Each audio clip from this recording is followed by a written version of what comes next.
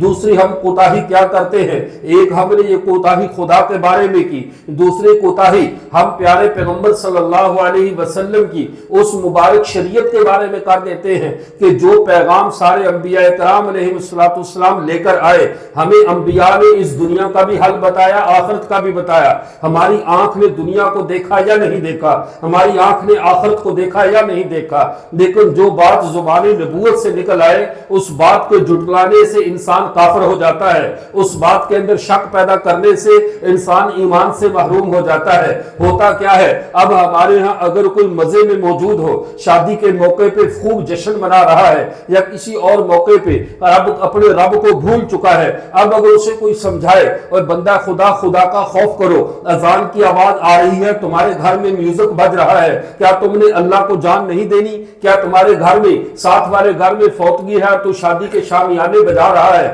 کیا تجھے اس بات کا ڈر نہیں کہ کل اللہ کے سامنے کیسے پیش ہوگا؟ تو آگے سے جواب میں یہ کہہ دیا جاتا ہے، یہ ہماری وہ معاشرتی برائی ہے، یہ وہ لفظوں کی عقیدے کی گمراہی ہے۔ آگے سے جواب میں کہہ دیتا ہے کہ یہ جہان میٹھا اگلا کس ڈٹھا، یعنی یہ جہان دنیا میں مزے کر لو، دنیا میں انجوائے کرو، آخرت کس نے دیکھ رکھی ہے؟ اپنی بظاہر تو اس نے بڑا ایک مسجع سی عبارت کہہ دی، دیکھنے میں تو بہت اچھا اس نے اپنا عذر پیش کر لیا، لیکن یہ نہیں سوچا تو نے یہ ایک جملہ بول کر 1,24,000 نبیوں کی تعلیم کو جھٹلا دیا ہے۔ 1,24,000 انبیاء نے تجھے یہ تعلیم دی تھی کہ آخرت موجود ہے، تجھے یہ تعلیم دی تھی کہ اگلا جہان موجود ہے، تمہیں یہاں پہ جو کاشت کرنا ہے کل وہ رب کے سامنے برداشت بھی کرنا ہے، جو تو یہاں بوئے گا کل وہاں وہ کاٹے گا۔ یہ ساری بات شریعت نے بتلائی ہوئی ہے، لیکن تو نے اپنے دنیا کے عارضی نفع کے لیے، دنیا کی عارضی لذت کے لیے، چند لمحے کی اپنی خوشی کے لیے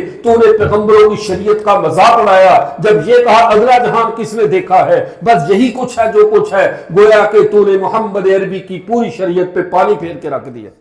یہ اتنا بڑا جرم ہے جو ہم اپنے الفاظات میں کہتے ہیں، اپنے گفتگو میں ہم عام طور پہ ایسے جملے استعمال کر لیتے ہیں، یہ ہماری دوسری کوتاہی ہے جو ہم اپنے الفاظ میں کرتے ہیں۔